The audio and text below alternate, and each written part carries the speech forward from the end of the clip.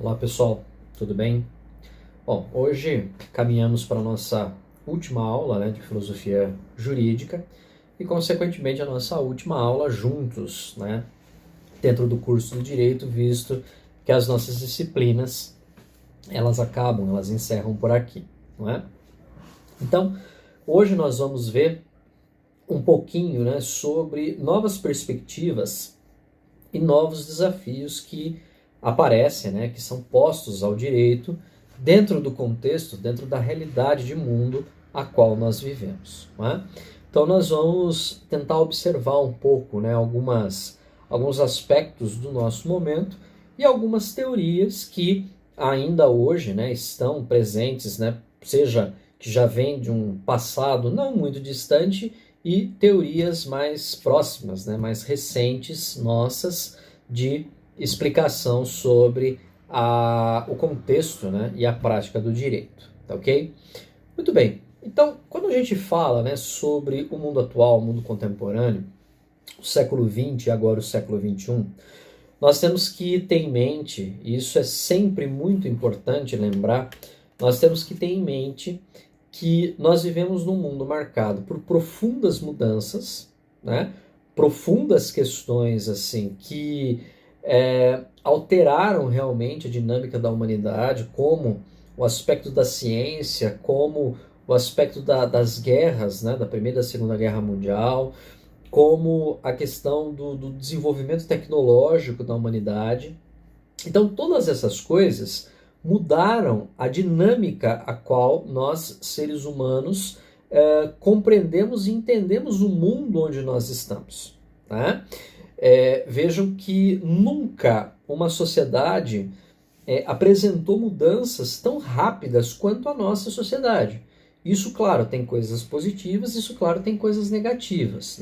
Do ponto de vista positivo, hoje, a ciência, por exemplo, tem trazido coisas muito interessantes para nós, para a humanidade de um modo geral.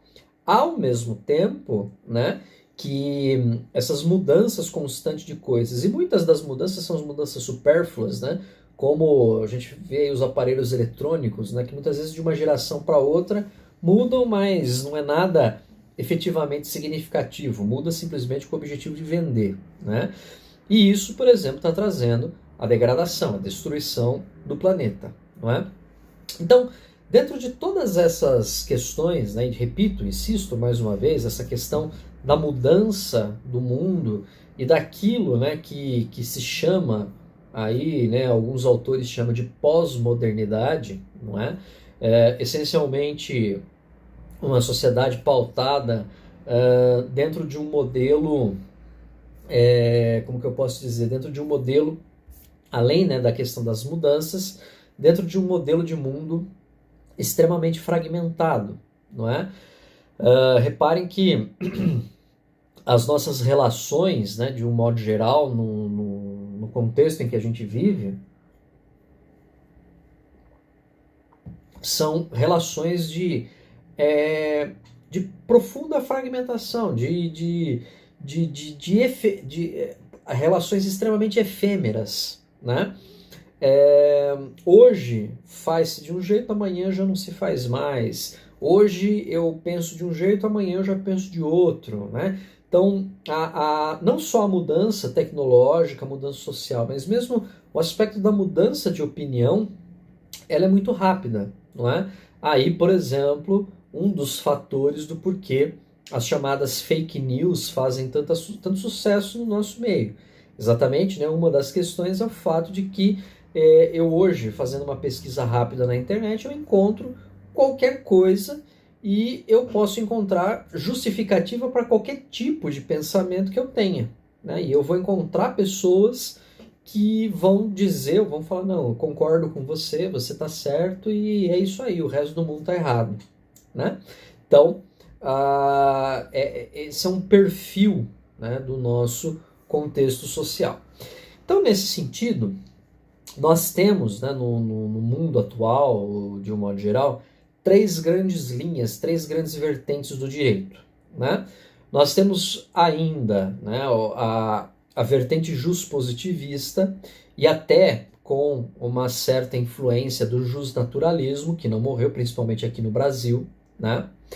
Nós temos uma outra linha que é o não justpositivismo, então a negação da ideia do justpositivismo, né?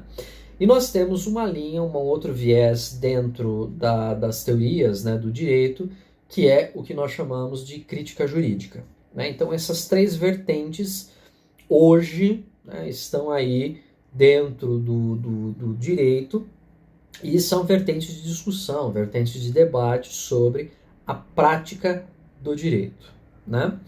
Bom, começando com o justpositivismo, que a gente já falou, já estudou, já viu bastante isso, e vocês veem bastante porque no Brasil ele é muito forte, né? O justpositivismo, ele tem como foco central, como base central, o quê? Um direito contido dentro dos limites do Estado, né? Então, o que a gente pode observar é que o justpositivismo, ele entende, né, e na versão do Kelsen mais específica, né, mais talvez como um dos principais autores do justpositivismo, o jurista ele tem que ser indiferente à realidade. Por quê? Porque para ele não pode interessar o contexto, o fato, o porquê. O que ele tem que analisar são pontos específicos. Então, o que chega para ele, né, do ponto de vista da lei, vamos dizer assim, do ponto de vista do fato, né, que está sendo narrado, e ele vai olhar para a lei e falar assim, bom, a lei diz isso, eu aplico assim. A lei diz assado, eu aplico desse outro jeito. A lei não diz nada, então eu não posso agir, né? Então, veja que o justpositivismo, ele não se preocupa com as mudanças que uma sociedade apresenta. Então, quando ele foi formulado no século XIX, que basicamente, né, se vivia dentro de um modelo de sociedade europeia e tal, e de um mundo de um modo geral, onde as mudanças eram ainda bastante lentas, apesar de já terem mudado em relação ao período medieval, ao período antigo, o justpositivismo cabia muito bem dentro das necessidades daquele tempo. E o justpositivismo foi muito importante dentro de um aspecto da crítica ao absolutismo, né, aos poderes, né, monárquicos e tal. Então, nesse sentido, ele foi extremamente importante, né? Agora, a gente pode pensar se o justpositivismo ele continua um modelo, né, uma interpretação do direito que ainda hoje é válida, ainda hoje pode ser considerada válida, pode ser considerada útil, né? E quando a gente fala do justpositivismo, ainda a gente tem que observar que existem subdivisões nele, né? Por exemplo, essa visão do Kelsen é o que nós chamamos de justpositivismo estrito. Então, nesse ponto, o Kelsen ele é extremamente analítico.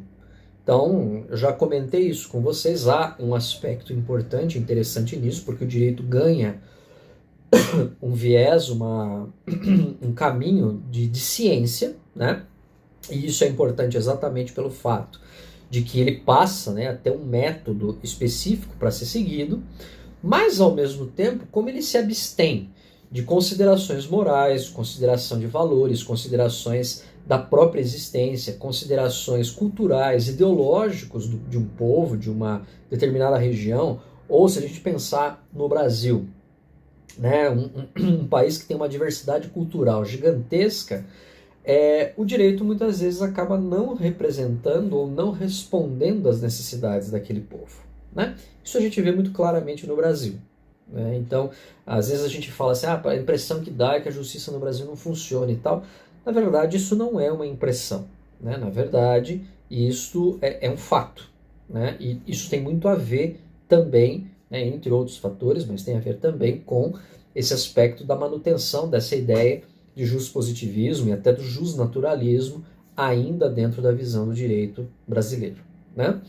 Bom, uma outra vertente do justpositivismo é o que nós chamamos de justpositivismo ético, que, da mesma forma, se preocupa com o Estado, se preocupa, né, com a perspectiva do direito construído pelo Estado, do direito escrito, etc., mas leva em consideração os fatores éticos. e leva em consideração o direito como um fenômeno jurídico, né, como uma manifestação. Então, o positivismo ético, ele compreende que eu não posso desconsiderar o contexto social, as perspectivas de valores que as pessoas, os sujeitos, os indivíduos possuem para a aplicação do direito, né? Eu preciso, de um certo modo, considerar fatores éticos, mesmo que mínimos, né? Mesmo que princípios, digamos assim, norteadores, para seguir ou para colocar a lei em prática, né? E mais ainda, para julgá-la, não é? Então não é simplesmente eu olhar para um pedaço de papel onde tem coisas escritas e falar assim, olha, isso se aplica, isso não se aplica. Mas é eu entender o aspecto de motivos, né? O aspecto de valores que uma sociedade tem para chegar, por exemplo, para se chegar numa determinada questão, né? Então este é o positivismo ético que tenta, né, de um certo modo, se adequar, né, ou adaptar um pouco a simples relação do positivismo estrito, não é? Bom, uma outra linha que nós temos, essa já também um pouco mais flexível, é o que nós chamamos de positivismo eclético, né? Então, o positivismo eclético, ele rompe com a influência dentro do positivismo, do justnaturalismo. Então, aquelas ideias de lei natural e tal, ele descarta isso, né? E ele entende que o aspecto da lei como norma estatal, como fator estatal, ele está ligado, sim, a uma interpretação, uma metodologia científica, o que eu acho, né, extremamente interessante, mas ele também precisa considerar fatores culturais, fatores sociais, fatores morais e valores para a interpretação do direito, né? Então veja que ele sai, né, da interpretação estrita do direito que o Kelsen propõe, ele considera o aspecto dos valores, mas insere também dentro da discussão do direito a perspectiva da própria construção social, né, o que em alemão, né, vai se chamar de Volksgeist, né, o espírito do povo. Então, o que as pessoas, o que a tradição, o que a cultura, o que os hábitos daquele povo fazem e como isso, de algum modo, reflete dentro do direito, né? Nós temos dois grandes representantes dessas vertentes, dessas linhas aqui no Brasil. Um deles é o Alisson Mascaro, né? Que ele tenta, né? Ele observa, ele fala que o direito precisa se basear em fatores culturais, ele precisa ser elástico, ele precisa ser móvel, ele precisa ser valorativo, ele precisa levar em conta questões históricas, né? A partir daí é que ele constrói efetivamente a justiça, tendo a lei como referência, né? Um outro grande representante do ponto de vista dessa perspectiva do positivismo eclético é o Miguel Reale. Então, quando ele fala, né, sobre a teoria tridimensional do direito, ele expõe que o direito ele não é só a norma fria, mas ele também é valor e fato social. Quer dizer, além da norma, do aspecto normativo, ele também representa um valor dentro da sociedade, né? E a sociedade tem valores expressos pelo direito e vice-versa, mas ele também é fato social, porque ele se realiza dentro de um contexto, né? Então, quando, de novo, né, só para colocar aqui, a gente diz, por exemplo, que a justiça no Brasil não funciona, a pergunta que tem que se fazer é a seguinte: por que não funciona? E você vai ter uma resposta sobre isso quando você analisar o quê? A cultura brasileira, né? Então, se vocês lembrarem das nossas discussões lá nas aulas de antropologia, né, há explicações, há fatores do porquê, por exemplo, né? Será que a justiça não funciona porque ela não tem condições de funcionar, ou será que porque ela, de um certo modo, é concebida para não funcionar? Né? Ponto de interrogação dentro aí dessa questão. Então, o positivismo eclético, ele vai tentar, de algum modo, conceber, né? Ele vai tentar entender o direito dentro dessa perspectiva cultural, histórica, de tradições, de valores morais que uma sociedade tem, né? Então, essas são as vertentes do juspositivismo presentes aí no mundo. O estrito, né? O eclético e o juspositivismo ético, ok? Bom, aí nós temos, né, nós entramos nas teorias do não juspositivismo, né, a negação da ideia do juspositivismo. E nós temos duas grandes vertentes disso. Uma que foi proposta por um filósofo alemão, ali virado do século XIX para o início do século XX, que é o Carl Schmitt, né? Já falei um pouco dele para vocês lá na História do Direito, mas importante retomar. O Carl Schmitt, ele entende o fenômeno jurídico como um elemento derivante da autoridade, do poder. Então, para o Carl Schmitt, né, faz a lei e toma a decisão quem tem poder. E quem tem o poder na mão, esse fulano decide a regra, decide a norma, e a partir de então essa norma deve ser cumprida. Tá? Esta perspectiva do Carl Schmitt deu origem, no século XX, às teorias totalitárias. Dentre elas o nazismo, dentre elas o fascismo. Tá?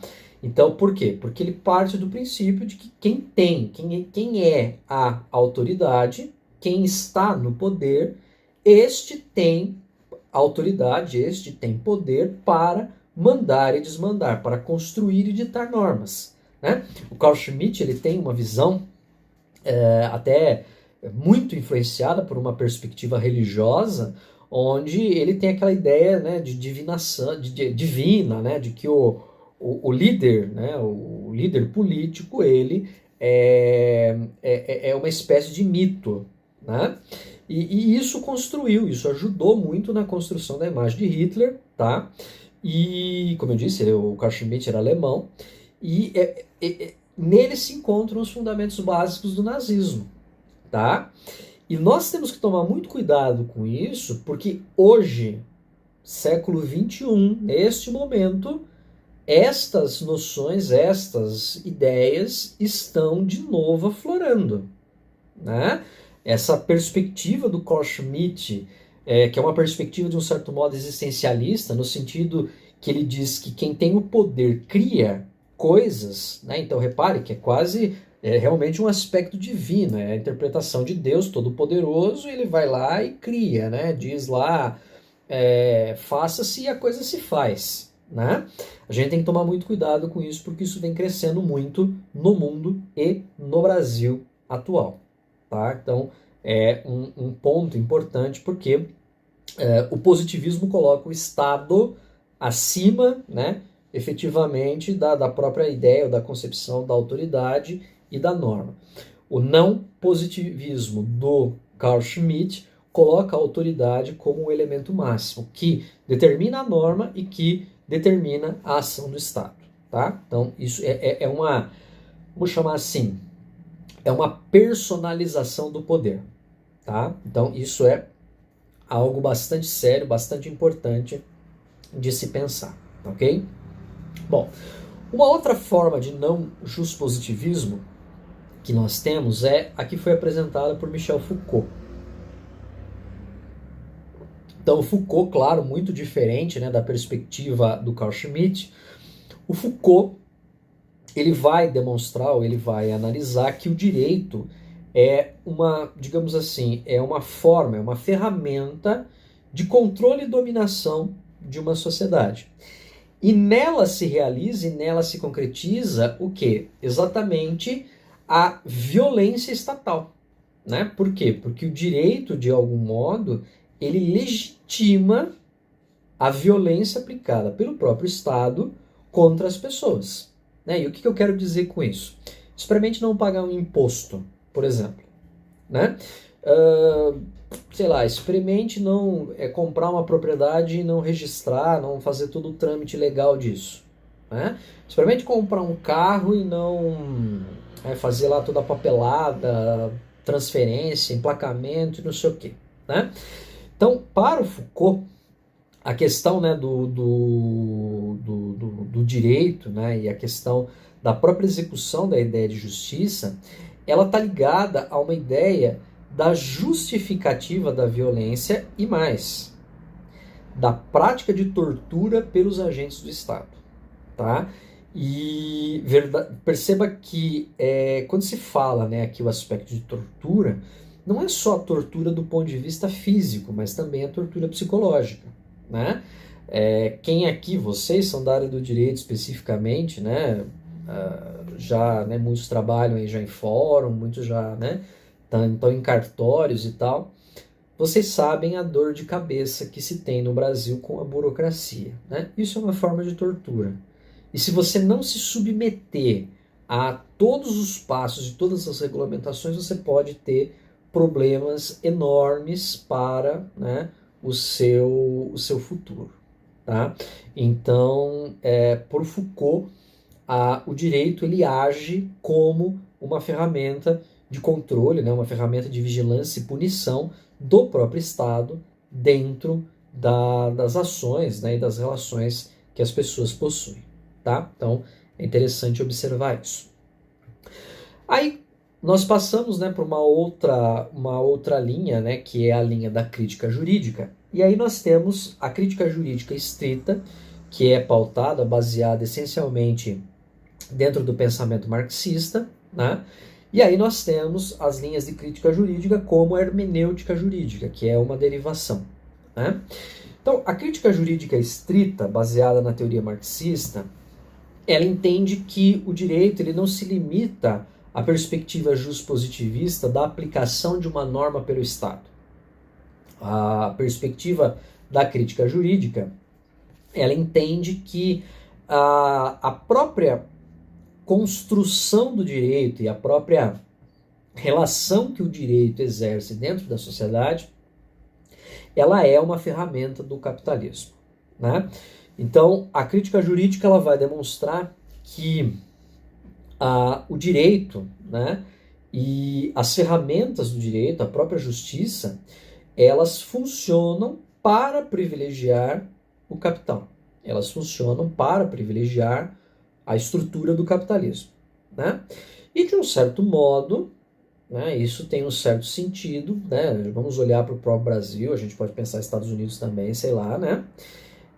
Se você pode pagar bons advogados, e com isso, obviamente, você tem que ser rico, você tem que ser, né, empresário, dono de uma empresa, alguma coisa nesse sentido, você consegue se beneficiar do sistema judiciário.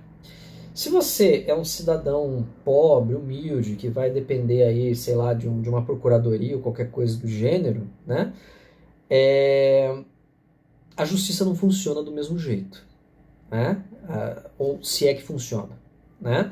Então, do ponto de vista da crítica jurídica, nós não podemos desconsiderar o direito como uma ferramenta controlada pela própria burguesia e uma ferramenta que é utilizada para manter dentro da sociedade o status quo estabelecido, né?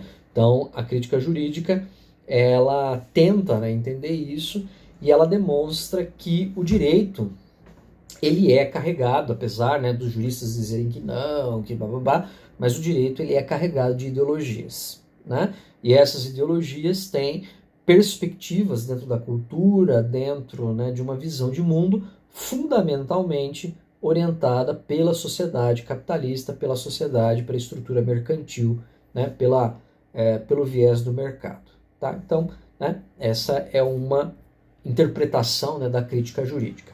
Outra, né, como eu disse, a crítica jurídica estrita, né, interpretada dentro do pensamento marxista. Uma outra linha de crítica jurídica que nós temos é a hermenêutica jurídica, né, e tem como principal representante o Friedrich Schleiermacher. Né, o nome dele é meio estranhão de falar, meio difícil, nem sei se é bem assim que pronuncia, né? Schleiermacher, né? Chique. Bom, a hermenêutica jurídica, ela tem por pressuposto, ou ela tem por fundamento o quê? A ideia de que a lei precisa ser interpretada conforme o contexto, né?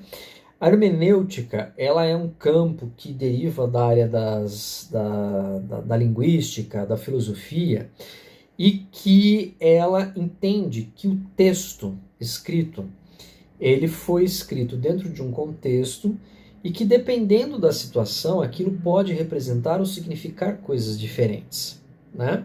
Então, obviamente, todo mundo já teve essa experiência.